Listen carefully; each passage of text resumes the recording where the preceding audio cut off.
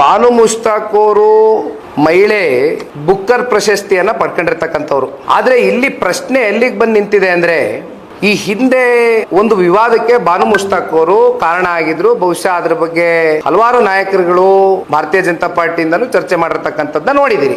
ಕನ್ನಡಾಂಬೆಗೆ, ಕನ್ನಡ ಮಾತೆಗೆ ಅವರಲ್ಲಿ ಇರ್ತಕ್ಕಂಥ ಕೆಲವೊಂದಷ್ಟು ರಿಸರ್ವೇಶನ್ಗಳೇನಿದೆ ಅದನ್ನ ನೀವು ಕಳೆದ ಒಂದು ಪ್ರಕರಣ, ಅವರು ವಿವಾದಕ್ಕೆ ಮುಂದೆ ಬಂದಂತ ಒಂದು ಪ್ರಕರಣ ಬಹುಶಃ ಸಾಬೀತಾಗಿದೆ. ಆ ಹಿನ್ನೆಲೆಯಲ್ಲಿ ನಾವು ನಜೀರ್ ಅಹಮದ್ ಅವರು, ಇವರೆಲ್ಲರೂ ಕೂಡ ನಿಜಾರ್ ಅಹಮದ್ ಅವರೆಲ್ಲರೂ ಕೂಡ ಇನಾಗ್ರೇಟ್ ಮಾಡಿದ್ರು ದಸರಾನ. ಮಾಡಬಾರ್ದು ಅಂತ ಏನಿಲ್ಲ. ನನಗೆ ಅವರು ಒಂದು ಬುಕ್ಕರ್ ಪ್ರಶಸ್ತಿ ತಗೊಂಡಿರ್ತಕ್ಕಂಥವ್ರು, ಜೊತೆಯಲ್ಲಿ ಮಹಿಳೆ ಇದ್ದಾರೆ, ಎಲ್ಲದಕ್ಕೂ ಕೂಡ ನಾವು ಅವ್ರಿಗೆ ಗೌರವ ಕೊಡ್ತೇವೆ.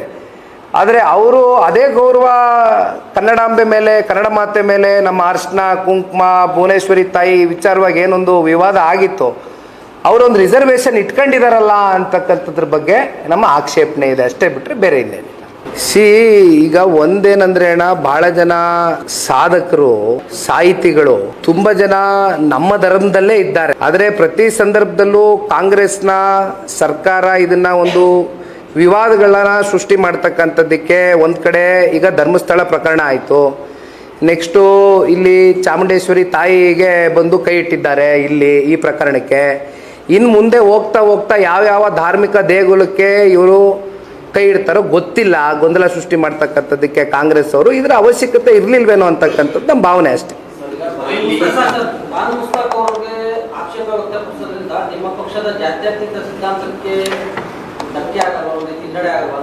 ನಾವೇನು ಹೇಳಿದೀವಿ, ನಾನು ಕ್ಲಿಯರ್ ಆಗಿದ್ದೀನಲ್ಲ, ಅವ್ರಿಗೆ ರಿಸರ್ವೇಶನ್ ಇದೆ, ಕನ್ನಡಾಂಬೆಯ ಬಗ್ಗೆ ಅವ್ರಿಗೆ ರಿಸರ್ವೇಶನ್ ಇದೆ, ಅದ್ರ ಬಗ್ಗೆ ನಾವು ಪ್ರಶ್ನೆ ಕೇಳ್ತಾ ಇದ್ದೀವಿ.